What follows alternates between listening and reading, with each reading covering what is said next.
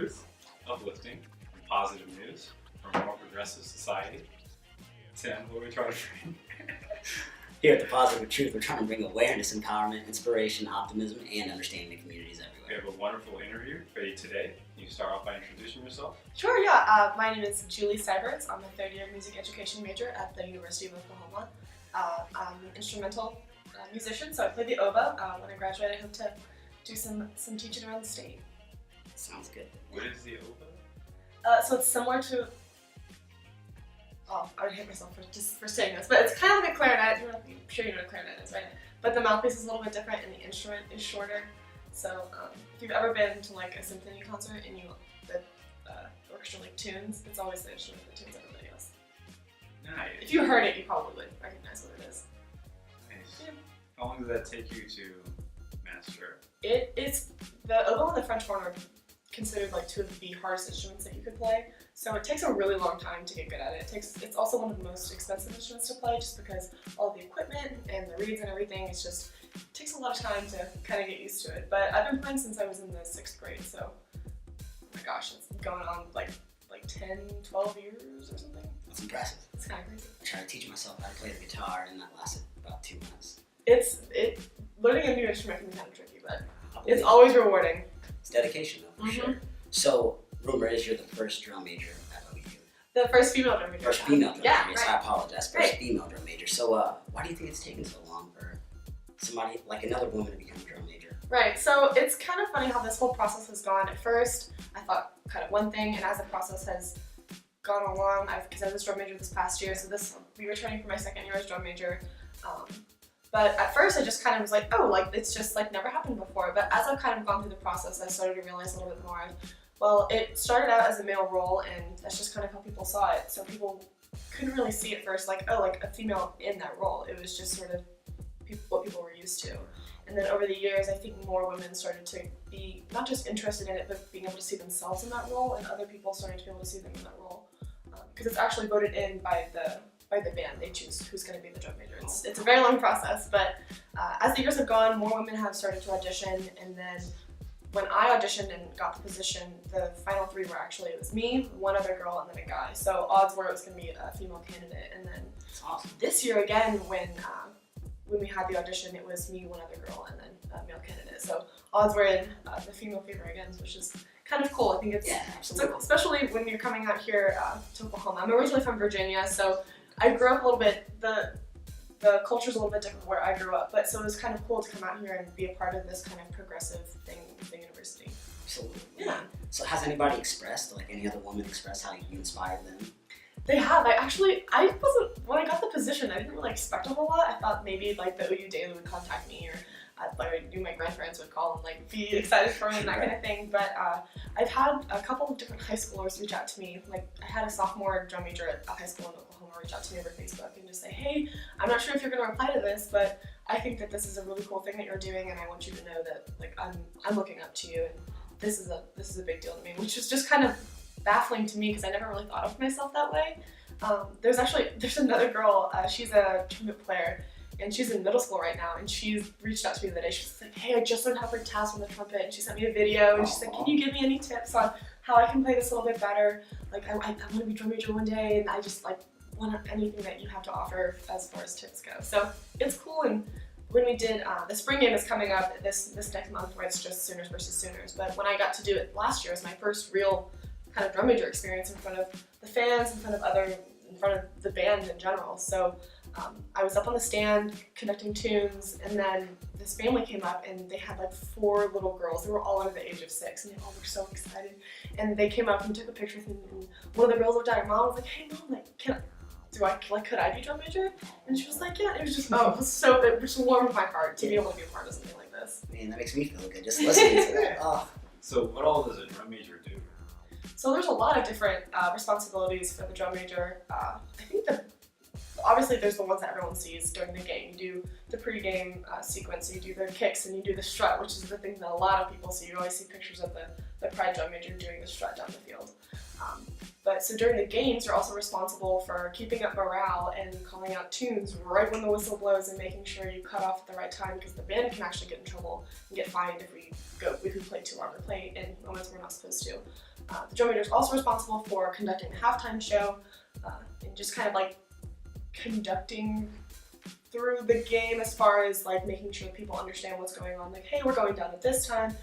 Like this is happening now. Like food's getting passed out. We're passing by trash. So it's simple things like that. But then there's a lot of stuff that goes on behind the scenes that I knew was going to happen, but is a little bit different than I anticipated it being. As far as we do a lot of community outreach with like pep bands, so we'll get a group of musicians and we'll do either in uniforms, whether that means like in our actual like marching band uniforms, or we'll wear like matching polos and black slacks, and we'll go out to the community and we'll play at elementary schools, we'll play for different organizations. Sometimes it's just campus things, or we play for certain colleges within the university, that kind of thing.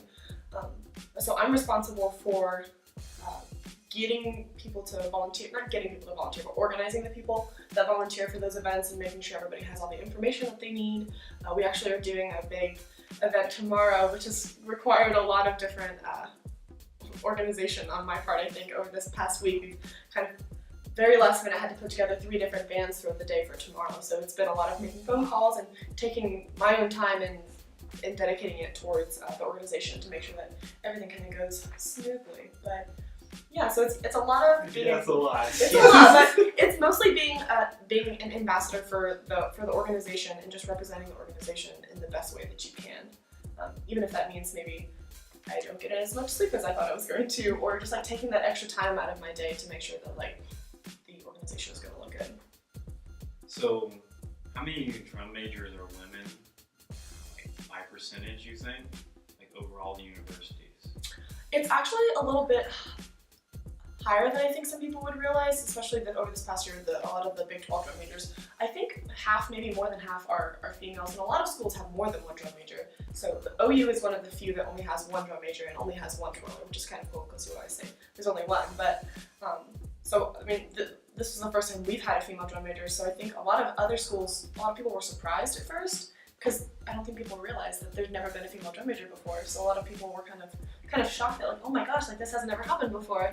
But I think across the country, it kind of depends on where you go. But a lot of schools have had female drum majors before, and a lot of females, I think, are being able to see themselves in that role more frequently and are excited and ambitious to be a part of those kind of leadership roles. Absolutely. Awesome. Here at the Positive Truth, we like female empowerment. So. Good. I'm sitting on. I like to empower my gender, so that's good. That's what's up. We're behind all of that. Great.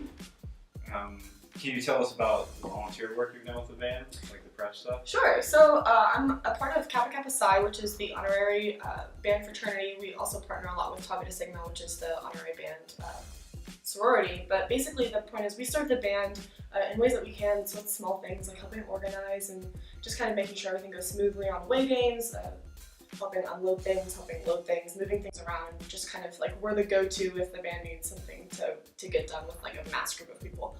But we also do lots of different kinds of outreach. We focus a lot on how we can help the community musically, so we try to send out groups to play for elementary schools. We just did one, I think like 2 or 3 weeks ago, where we had a group go out to an elementary school and play a couple of tunes, introduce ourselves, help students realize you can keep doing music even if you're not a music major, which is a big thing that a lot of people don't realize. But so we got to do that, and we got to have some of the students play on the instruments that we actually play on, and have them kind of figure out, oh, this is what I might want to play, or this is what I might be interested in. So these 2 organizations, we do that a lot. We go out into different areas and play for them. That's awesome too. I've never heard of that. Yeah, I mean, yeah, that's why I'm kind of like, man, you guys are like celebrities in all reality to these like small elementary kids. I know if I was in elementary school, I'd be like, oh my gosh, I want to be just like that. Right, and it's kind of crazy when you go into these kind of scenarios, because I mean, little kids, if they're Sooner fans, or even if they're not, they get to see like band members that get to go to these really big football games and are part of like, oh, we're having musicians come from OU to play for us, and they're gonna get to play on their instruments. So, especially at these smaller schools, like when you go, you don't realize how big of a deal it is to them. They're so excited to see us perform. It's very cool. That's awesome. Yeah. So awesome. So you did some volunteer work specifically at, was it Wayne Elementary? Mm-hmm. And you donated backpacks following the Houston hurricane. Can you talk about that a little Right, bit? so that was a Tau Beta Sigma and Kappa Kappa Psi kind of initiative where we got a bunch of people together they got backpacks, they got different supplies. It was just kind of like bring whatever you can. We want to be able to help in any way that we can, because I mean, this was a big deal. We had several people that had families that their houses were destroyed or had some some kind of damage. Our twirler actually lives down in Houston, so she was a part of this whole thing as this was all going on. So she was a big part of this as well, which was kind of cool, this sort of initiative to help out different schools. But yeah, it was just kind of cool to see everybody come together, and even the people that, I mean, weren't even from that area of Texas, but just knowing like that's, like they needed our help, they needed whatever we could do. And I think it was a small token of just something that we knew was necessary for them. I mean, school supplies seems kind of small, but being able to change even like one student's day, I think that's a big deal. How many backpacks did you give out? I'm not sure. Probably around like 50 or so. Somewhere kind of around that area. It's awesome. Still, it's rewarding and it's inspiring for sure. What happened to Wayne Elementary? So Wayne Elementary, we actually had our president actually had some contacts down there. So we knew some people personally down there. We were in contact with the teacher that was able to kind of say like, these are the things that we need right now. Like everyone, the community, everybody was really trying to help because this was a really big deal that happened. But because of the hurricane and all of the damage and everything that all these students were going through, it was just really finding different people to help out in little ways that they could to make a bigger difference. Which is, to me, it just seems so cool. Because I mean, to be able to change one student's day, even if it's something so small, like, I mean, it didn't, like, personally didn't affect me. Like, I just kind of kept going about my day the way it did. But to stop and think about, like, that student, when they receive those materials, like, that's going to change their week, their month, the rest of their school year, how they go about doing different things. So we were able to change several students' lives and their perspective in this small area, even if it didn't directly affect us. We loved all of that. I know, thank you. Yo, this is why we're interviewing you, just so you guys know. We just need to play that on loop. Play that on the radio after every song. We need to ingrain that in society. Well, thank you. What future plans do you have after OU? So I've kind of been going back and forth of what I want to do. I definitely want to teach music, but I actually got to go this past summer, be a part of a group that got to go advocate for music education in Washington, D.C. We got to go talk to legislators. It was so cool. We just got to go in, we got to sit down and tell them our story of this is how music has changed my life and this is how it can change other students' lives, not just as a musician, but I mean having something positive to go about your day and to inspire you to do more. How many people went? Oh shoot. People all over the country went. So from our state we only had 3 representatives, but And you were one of them? and I was one of them. Wow, that's impressive. So we had a lot of different students from different states. Some states had even more than others. It just kind of depended on what the funding was like, who wanted to go. Who all did you get to talk to? I don't remember names specifically because we met with so many people, but it was just kind of an overwhelming event of getting to meet with other people from different states too and see how music affects them in their lives and what they do as far as outreach and that kind of thing. But so getting to be a part of that has sort of made me realize that there's more to it than just teaching in schools, that there's a lot of advocating that needs to be done for music education and for education for the arts and just for students in general. I don't think that we think about the student perspective enough, but so I've started thinking a little bit more about maybe like lobbying kind of stuff and maybe going into administration or higher up where I'm able to affect the education of more students, even if it's not just me personally hands-on giving them a quality music education, but finding other resources and ways for students to access this kind of thing. I'm from Washington, D.C. I was there yesterday, and so I got to see this whole, this March for Life thing, which was just mind-blowing. I wish I had gone up into the city, but I remember I came downstairs in my family room yesterday morning and I saw this going on in the news, not just in Washington, D.C., but in all of these different cities across the country. How this is a really big deal, and I mean, of course there's the issues that it's focusing on, but I think the coolest thing is to see this next generation really taking it to their own hands of this is what we think is best for us and best for the people around us kind of thing. And we're going to do something about it. Exactly, yeah, it's mind-blowing. So I've kind of been inspired lately to do more than, I mean, of course our teachers are so important, but I want to take that and see what else I can do with it, like do more so I can give back to students and give back to other teachers that maybe don't have that same voice that I might have. That's awesome. Yeah. How do you handle, like, whenever you leave OU, you're not a drum major, how do you plan on just giving back to community whenever you're out of OU? Right, well, it breaks my heart to think that I'm not going to be at OU for the rest of my life. I love being in the Pride of Oklahoma. It's one of my favorite things. I've been doing marching band. This will be my 8th year in marching band, which seems kind of crazy, but because I did it in high school and this will be my senior year doing marching band. It's one of my favorite things in the world because the kind of kids that you get to meet in marching band, it's so unique because there's people from every different background, and there's people from small schools, from bigger schools, from schools that had lots of funding and got to go on all these big fancy trips, and then there's some students that went to schools that didn't even have a marching band, they just had a pep band that sat in the stands during football games.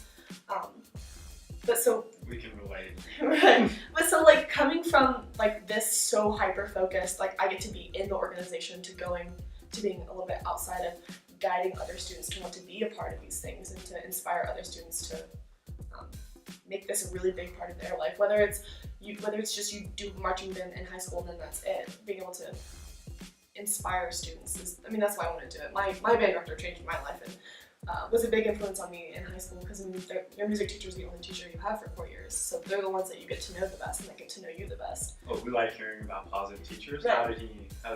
How was that impact? Right. So I think the biggest thing, I mean, every high schooler kind of goes through the like moody phase of like trying to figure yourself out. I mean, that's what high school's kind of about. But for me, I think he was the one that didn't let me just get by. So if I was having a bad day, some of my other teachers would kind of take it easy on me or say like, oh, like make sure you take time for yourself. But my band director was the one, while he was really caring for me, he also would say like, I understand you have a lot going on, but that's not an excuse. You have to keep pushing through. You have to do what you can to be your best version of yourself.